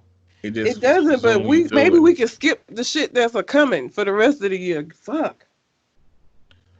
How you feel about pulling up to 2021 and you got to catch up with all the people that died because your ass just was trying to skip it? Like, if you could get in if you got in a time machine and went to 2021 tomorrow, then literally it was still like 6-7 months ago today. So you gonna get there and you be like, wait, is all my family alive? You gonna have to call everybody to make sure that nobody die in the end of the year? You know what I'm saying? Oh my God. The deaths that has happened within the last week alone. It's been fucked up. 2020. Right. Shit. The next one say, wake up sheeple. Coronavirus was created by Spirit Halloween store, so a bunch of businesses would go under and they could move into the vacant buildings this fall. Those Spirit Halloween stores do just be popping up everywhere. What's going on, people? It's your boy, Mr. On Point. I pretty much cut out all of the rhetoric and dialogue that we had about Red's internet connection, so you may wonder why, it's me finishing up the show instead of us. Red's internet connection was pretty bad and we couldn't get done before she went to work.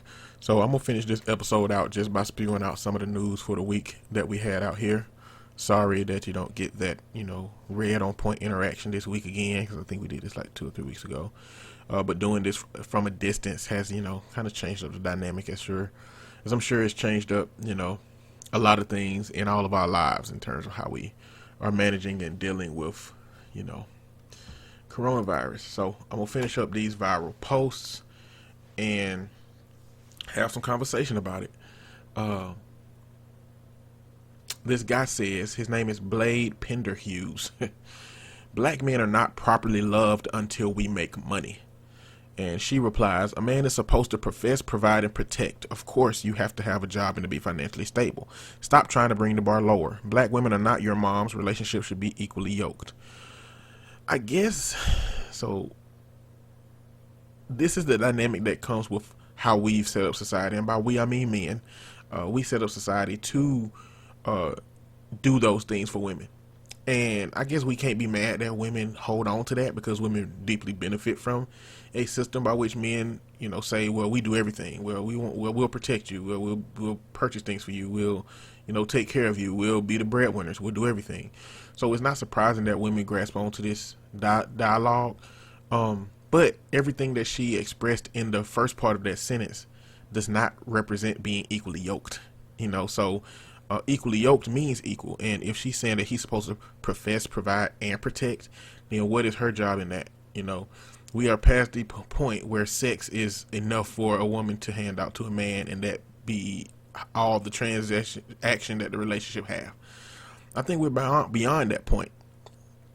Women are now no longer just tools used for men's pleasure, and men are no longer just the providers for women. And men are going to have to accept a big part of that, and women are going to have to accept a big part of that. So women, y'all going to have to give more than what you traditionally have been given in relationships, and men, you're going to have to be willing to allow a woman to give more, because our egos can't be tied into what we are or are not giving to that person, like, you know, history has shown that we have been tied to. But you know, that's just my take on it. You got some opinions about that, holla at your boy. Government Name Podcast said I go too hard on the men, and maybe I do, but that's the only vantage point I really got, is the man perspective. I don't know what these women be talking about. This next viral post said, my baby jumping in his sleep. My abortion kids beating his ass. They mad because he made the cut.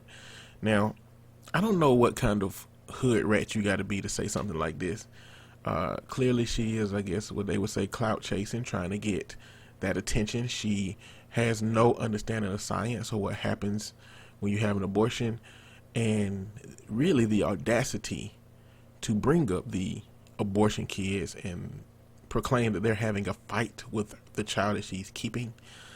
Oh my God. Like, that is another level of ratchet. Like, that's super ratchet. That's like Kamehameha ratchet. That's like ratchet supreme. I mean, it's ridiculous.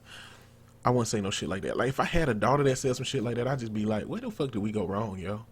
Like, how do we have a child that's, one, getting abortions like this? Because there's multiple now. You know, she said my abortion kids, that's multiple. You know, in what point in her life has she decided to keep this kid? And then the only way she can explain it is he getting his ass beat. Come on, man. I failed my child in that situation. And I you know, wouldn't know what to say to her. I just wouldn't even answer my child's phone for the next year after that shit. All right. This one says, Heaven, God, did you send the murder hornets? Angel, yes, my Lord. God, very good. Now place the sodomy geese on standby. Angel, sodomy geese? God, super excited about this one. Yeah, this right here is clearly a representation of all of the bullshit that's going on in 2020. But I do think that 2020 is like the news. It's like, so it's rare that airplane crashes ever happen, but once an airplane crash happens, the news put all the airplane crashes on it. The same thing with a shooting, you know, like Ahmaud. Once one shooting happens, all of the shootings that been happening pop up, you know. And I think that's the case with 2020. I think we're looking for everything we can see happening, and we're saying, oh, 2020 fucking up more, 2020 fucking up more. It's basically confirmation bias, you know. I don't know if these hornets gonna become a problem, but you know, until they become a problem, it's just another thing to talk shit about while all of this is going on. This last one says, me, I got bitten on my way. Sorry, we started over. Me, I got bitten on my walk by a Great Dane. Her, my God, imagine if it had been a small child. Me, I could have fought off a small child, Alice. So just a little silliness and whatnot. Little, I guess, pun, maybe. I don't know if that's a pun. It's a riddle, maybe. No, it's not a riddle. Who cares? Anyway, that's all the viral posts for the week. Now I'm just going to kind of skedaddle through all of these articles and news stories that's got going on this week. I'm going to start off talking about Ahmaud Arbery. So, Ahmaud Arbery is the gentleman that was killed by two ain't got nothing else to goddamn do as Georgia, I live in a good ass neighborhood and this nigga don't belong here citizens, right? So Ahmaud was apparently jogging, and I'll add some more to the story in a minute. He was, from what these white men know, there was a black man in a white t-shirt jogging, okay? And I guess white people would interpret a black man jogging as a black man running. And I guess white people will interpret a black man running as a black man trying to get away from something. And I guess white people will interpret a black man running and trying to get away from something as he must be trying to get away from some crime. Like, they wouldn't look at a white neighbor that was jogging and think any of this stuff. But they said that there was some burglaries going on in the community, in the neighborhood, and they decided to get in their pickup truck. It was a father and a son, the McMichaels, and follow this man with shotguns. And their goal was to make a citizen's arrest. So they saw this guy, did not see him committing a crime, thought that he may have been committing a crime in their neighborhood because they had intel that burglaries had been happening in the neighborhood. They followed him, tried to make a citizen's arrest, and when they confronted him, they ended up shooting him. The dad ended up shooting him because he lunged for the gun. Now let me tell you something about me and my Alabama life, okay? I am an Alabama native, and if I'm anywhere, maybe I'm jogging, maybe I'm running, I don't care what I'm doing. If two white men in a pickup truck with shotguns roll up on me, and I know I haven't done anything, I already think I'm going to die. I'm not going to be complicit in my death. I'm going to try to get away. I'm going to try to fight back. I'm going to try to do something to keep my life preserved. That just don't look good down here. That don't look good in Alabama. That don't look good in Georgia. And so at the end of the video, he was shot in the middle of the street, and those men walked away from it. New information is coming out. So the next thing that I learned about this is that Daddy McMichael, the older redneck, used to work in the DA's office with the current DA. And so that DA recused himself, but that DA also told the police not to arrest him. Like, the police said that we're about to arrest these dudes, and the DA said, no, this is this is self-defense. There's no need to arrest these men. That's clearly a directive based on knowing that person. So recusing yourself is supposed to come with all of the pieces covered. Like, if he was going to recuse himself from this, he should have recused himself from giving the police officer a directive to arrest him or not. Now, a really big part of this dynamic is that the video was released. I mean, this happened like 2 months ago, like 10 weeks ago. This happened a long time ago. It took 72 days for them to be arrested, right? And it seems like the only reason is because the video was released. That seems to be the only reason that they got arrested, because a lawyer released the video. Matter of fact, the dude who was recording the video gave it to his lawyer, and the lawyer turned it in, put it on blast, basically. And people crying out is the reason why. Now, this is the next thing I found out about this case. So, I saw Candace Owens, which, is in the runnings for the Coon of the Year, along with the list of other people that Colin listed in his letter. Appreciate that, Colin.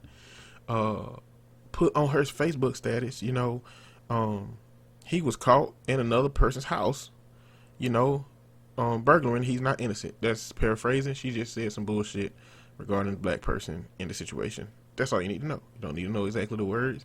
Just know that she was trying to make it seem like he was over there doing some shady shit. So a video came out of him going into a house that was unfinished. It was a house that they were building. He did nothing illegal. He didn't take anything. He just went into a house that was unfinished and looked around.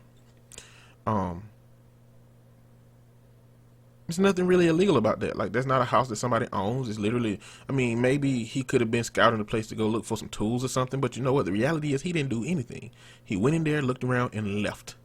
And went on and continued his damn jog, okay?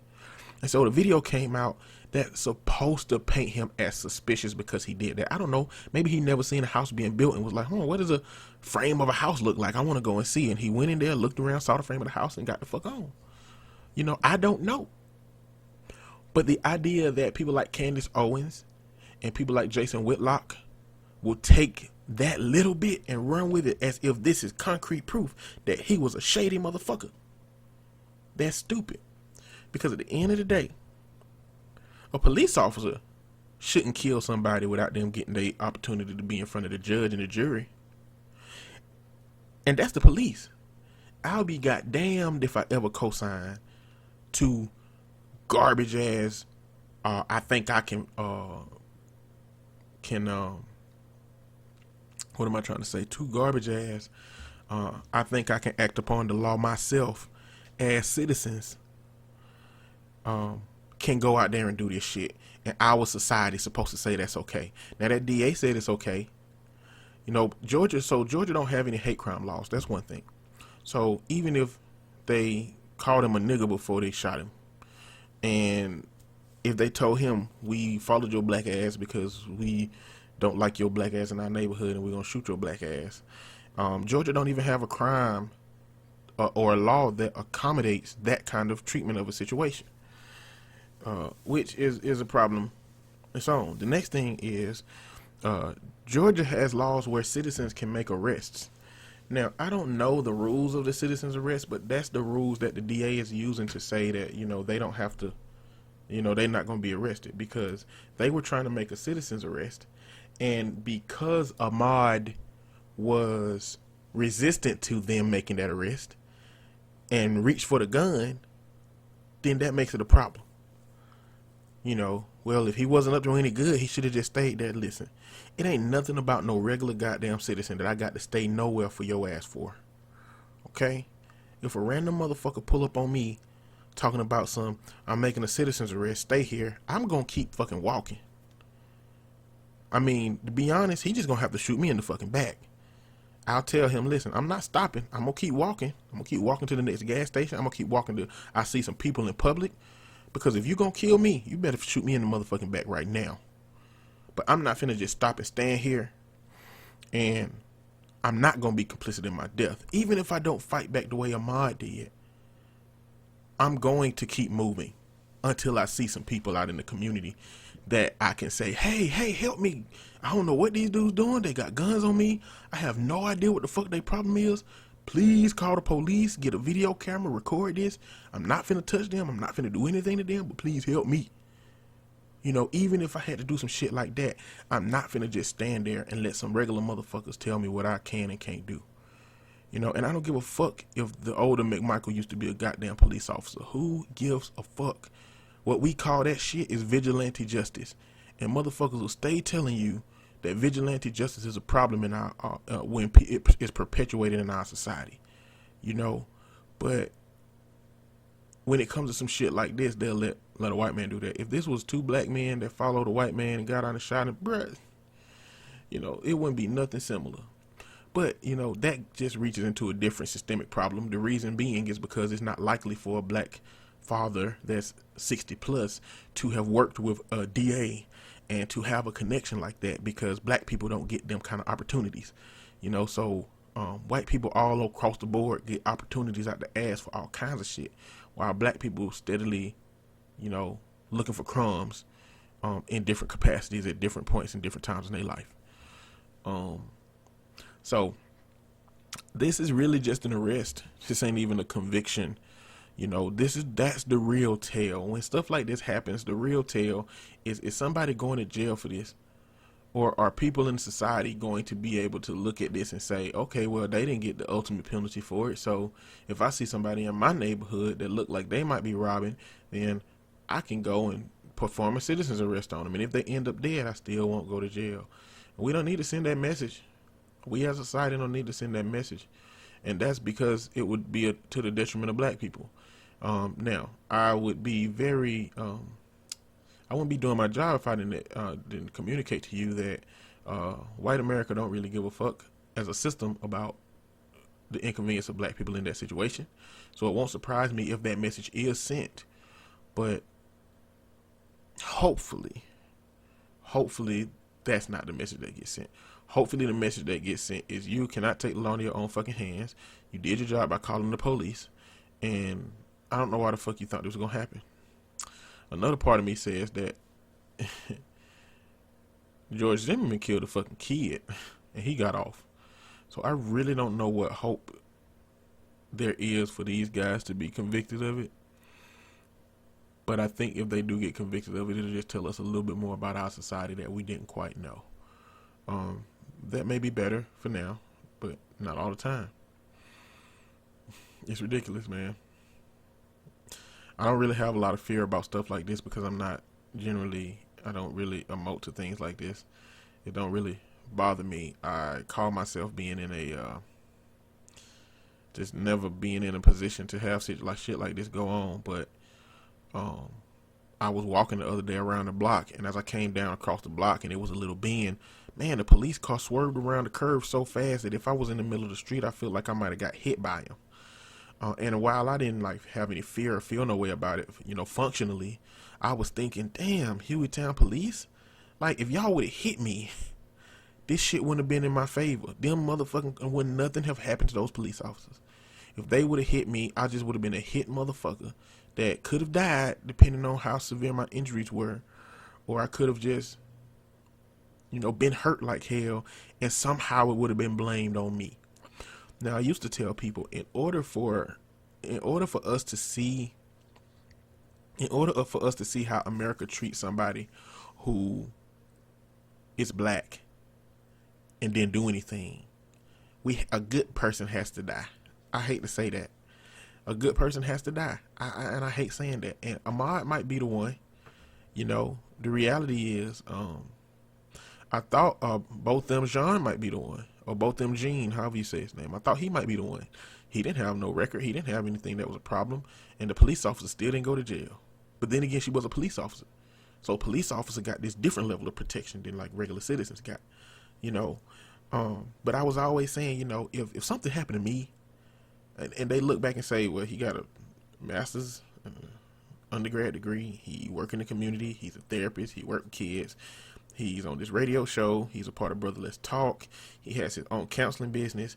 Like, I don't got no criminal record, I don't got no illegitimate kids. I got some old mug shots from my old days that I guess if they were trying to make me look bad, they can go up to or go to my Facebook, and I got some peace signs that I throw up on some of my pictures, so maybe they can say, he's a good person would have to die with no reason to have died for that to be the case. And maybe Ahmaud was a good enough person. Maybe he don't have that record. Maybe he don't have anything. Maybe these citizens are going to pay the price for killing somebody that our society, a white part of it, can't justify why he had to die. So I guess we'll see moving forward how that goes. Let's see what else we got going on my news stories. North Carolina deputy sheriff faces charges after leading armed white mob to black teen's home.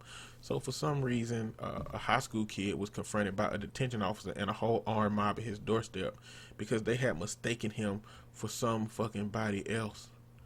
And they brought they like Emmett Till this situation. They Black Wall Street this situation. Black Wall Street, they was just going in black folks' home and dragging their ass out and saying, we're going to kill your ass if you don't get out of here and don't come fuck back. So the people who survived had an opportunity to leave, but didn't come back because their whole fucking city got burnt the fuck down. And so this is one of them things where I was talking about, when one of these things happen, all of them start popping up. Like if Ahmaud wouldn't have died, we probably wouldn't know about that story, because for some reason it becomes the feedback loop. It becomes everybody searching black people that died or shooting that happened, and so all of these different stories start circulating, and the news groups that participate get more money and more views when they got stuff that's circulating that's similar to what's going on. Yeah, I got an article up about Candace Owens talking shit about Ahmaud. Yeah, we can skip that one because I talked a little bit about that. Candace Owens, man, it's like what I said about Stacey Dash. Like, she don't look like she could possibly look good. She could possibly be attractive, but like as soon as she open her mouth and start talking about anti-black shit, her eyes just get further apart on her head because they fall fucking apart. Them eyes ain't trying to see each other. If they trying to see all the other shit in the world, they definitely ain't goddamn trying to see each other. And she just don't look good because the shit that come out of her mouth make me want to see her as ugly.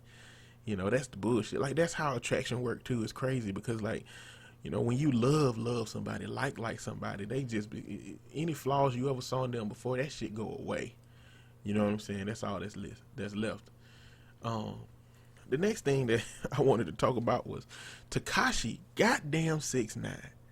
Now, if I would have put money on what was gonna happen with Tekashi 6ix9ine, I definitely wouldn't have put money on him getting out and being as successful or more successful than he was before he went to jail. Considering that he participated in a whole bunch of street shit.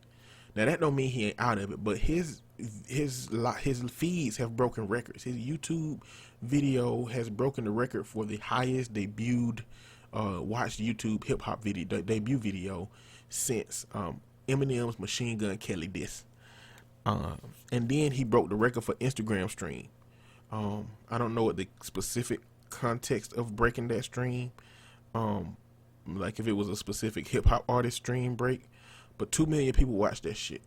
You know what I'm saying? I mean, I think maybe Jill Scott and Erykah Badu might have got up to that high, but he definitely did. And I just would not have predicted that he was gonna get out here and be balling. And 50 Cent predicted it. 50 Cent said, "Yeah, he is. He faking the funk. He out here." But it just won't surprise me if his life is being plotted on. It's just not gonna surprise me if 6ix9ine end up dead at some point. You know, and I don't know if it's the responsibility. Like when it comes to street shit, street culture, I don't know if it's anybody who feel like he just ain't living the life right's responsibility to kill him, or if it's only the Trey Nines that can do something to him. You know, I don't know. I mean, maybe everybody else just stop fooling with him who have that part of the culture, but maybe Trey Nine is not going. Maybe they the only ones that can do something, and so he ain't got to worry as long as he protected from them. I don't know. But he better start investing his money in some shit. Investing money in his children. Putting away CDs and all kind of investments and money that can grow and build on itself, because I don't think he's gonna live long. If he do, man, it's gonna surprise me. It's really shocking that. So speaking of hood shit, man, I fucked around and came across Crunchy Black's interview on Vlad TV, and I don't like Vlad himself. I just like some of the people he get access to have like these stories that they tell that you wouldn't hear anywhere else unless you're listening to it on Vlad TV. First off, Crunchy Black kept calling him Glad. He wasn't calling him Vlad. But man, you learn in his interview that he is a hood ass nigga. Will always be a hood ass nigga, gonna die a hood ass nigga. And then they had a little flashback where it had DJ Paul being like, did Crunchy Black getting shot change him? He was like, nah, man, he a hood nigga. That's how he is. And they was like, is he the worst one in the group? He said, nah, he ain't the worst one. But you gotta understand, Crunchy just the way Crunchy is. You know, he out for survival. He said that Crunchy might what Crunchy might do is that we'll have a big bag of weed in the other room, and we'll leave and go into the other room, and we'll come back out, and the weed and Crunchy gone. You know what I'm saying? So he was like, Crunchy just live off of that survival mode. You just gotta watch him type situation. But just hearing stories about that hood shit, like he couldn't do this shit. Like Tekashi wouldn't be able to do this shit to a nigga like Crunchy Black. And I'm just thinking, like, it gotta be some cat amongst the Trey Nines that's like that is not finna let this shit ride, because what is it gonna look like for the Trey Nines to be betrayed by 6ix9ine and still be successful and make all kinds of money? Somebody in that group feel like he owed them something, and he participated in some shit that helped him get on top, and he became a part of that lifestyle, and he betrayed that lifestyle. He used that lifestyle, milked the shit out of it, and got what he could out of it, and then turned back into old Daniel looking ass nigga. And then after that, he came back out as Tekashi 6ix9ine. This shit ain't gonna go well for him. I don't wish death upon anybody, but if I had to predict what would happen, I would probably predict that he ain't gonna survive for very long. What else about Ahmaud Arbery? I guess the last thing I'm gonna talk about before I call it is that President Mike Pence's aide tests positive for coronavirus. Man, it would be some level of just desserts for the Trump administration to lose some people to the coronavirus. Oh man, it would be. But it wouldn't be a good thing for America. So I don't want that to happen, because right now, at this point, all other countries have to believe that they need to do is just convince, just spread some kind of airborne pathogen amongst our country and watch that shit burn. That's all they got to do. That's all they got to do. And we have a level of privilege in our country to look at the coronavirus and say, well, it ain't shit. We need to open up anyway. Because if the coronavirus was that you walk outside and you melt like the fucking Wicked Witch of the West, then motherfuckers wouldn't be on that shit. It's just we got a society that motherfuckers don't believe in science, and when you can't see shit, you don't respond to it. You don't respect it. Same thing we do with mental health. We don't see it, so we don't respect it. You know, we respect physical ailments because we can see them, but we don't respect shit like mental health, and we don't respect shit like coronavirus because numbers and data and science and shit, people don't know how to explain that. And so they be looking for shit like 5G and government conspiracies and all kind of shit to explain why this is going on. And that's wild. And the last thing I'm gonna end on is there is a documentary that came out named Plandemic. And Plandemic was basically a whole documentary highlighting how Anthony Fauci is, you know, at the top of this big cover up for coronavirus, and he was at this big cover up with AIDS, and how this lady who was on there, I can't remember her name now, was like the pioneer of trying to uncover this stuff, and how she's been unfairly incarcerated. You know, conspiracy theories are what they are, and the people who believe them are gonna believe them. And yeah, I mean, I there's some questions to be asked about a lot of this stuff, but at the end of the day, even if it was made in a lab, even if they making a big deal out of it, even if they blowing it out of proportion, the fact of the matter is that it's still here causing us fucking turmoil. You know, I saw a post that said it's not a virus, it's a weapon, and I said, viruses have been used as weapons, so what about it being a weapon make it not a virus? You know what I'm saying? Like, are you hearing yourself right now? And the reality is that I don't think a lot of people are hearing themselves when it comes to this shit, because, you know, they want to believe the bullshit, I guess. Anyway, that being said, sorry Red couldn't finish the podcast with us. She's not going to listen to this, but it is what it is. And we will be back with y'all next week. And until we find the next conversation, be out. Holla at your boy.